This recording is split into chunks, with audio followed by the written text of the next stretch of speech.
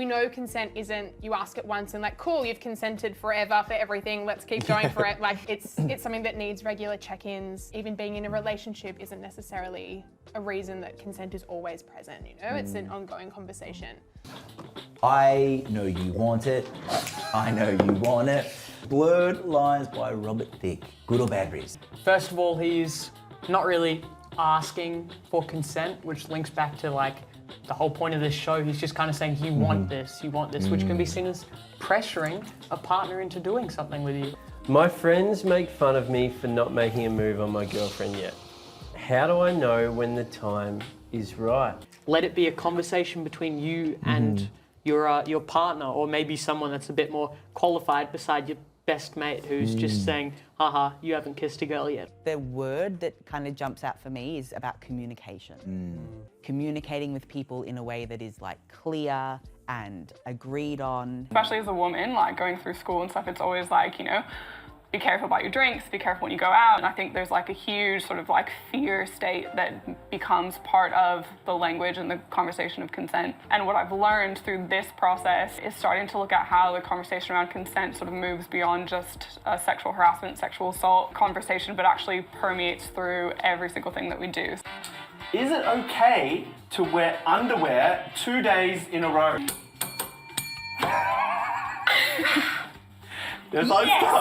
Yes, it is. 6 ways to say no. I could say, I'm not feeling it. I'm not feeling it. Not feeling it. Hey! Question here, is it okay to watch porn to learn about sex? Watching porn to learn about sex is like watching The Fast and the Furious to learn how to drive. Like it's just not, it's not a depiction of reality. And we know that like pornography shows us a lot of things, but it also doesn't show us so many things that are essential and happen in real life. Things like consent, things like body diversity. We're not here to judge anyone or shame anyone. We think it's all about like, if someone does choose to watch or engage in pornography, that they understand it's not a reflection of reality and that it is entertainment. Just for you, I bloom. Just for you. Bloom. It's Bloom. I can buy myself flowers. I'm a name and sing. You got it fair. Flowers, Miley Cyrus. Flowers. Yeah. Damn, You're gonna run around like a headless chick. Maybe you should.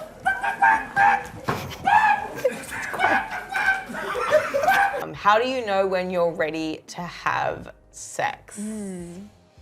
What do we think, team? You go to kiss your date and they pull away. Should you just like pull them close and passionate like the movies and shoot your shot again? This is not okay. Loving You should this. not go in and kiss your date. Body language is really important when it comes to consent, right? If someone's pulling away, that's a pretty clear sign that they're not interested in a kiss. So definitely no. That's why it's really important to ask. Even it doesn't ruin the mood. It might be a bit awkward, but that's okay. It's better that it's a bit awkward than someone being uncomfortable. They could have stinky breath, they might not like you, or they just might not be ready for a kiss at that time. How can I help teach my parents when they don't understand my identity? That's hard. Parents can be really tricky, hey, yeah. Leaning on others and other resources and other people who can support is probably really wise. Like there are absolutely organisations like Minus 18, for example, that do really good educational work that can absolutely help do that educational work for you or with you. And I reckon the other option is to like, for you to reach out to another trusted adult and see if they can help talk to your parents as well. Because I think trying to carry that yourself, especially when it's with family, that can be really complex. Is it okay to put pineapple on pizza? Yes. Chad has decided to change the scene. You are now working out at a gym.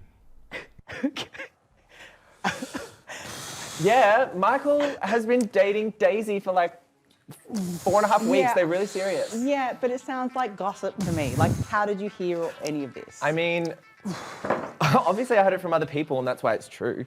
Is it okay to have different boundaries with different friends? Like I've got a friend who isn't okay with hugging, and like he's made that really clear, and that's like absolutely okay. That's a boundary that he's set. It's a boundary that I absolutely follow. And then I've got friends like Artie who will absolutely give him a hug. And I think, you know, whether we're setting them or respecting them, it goes both ways.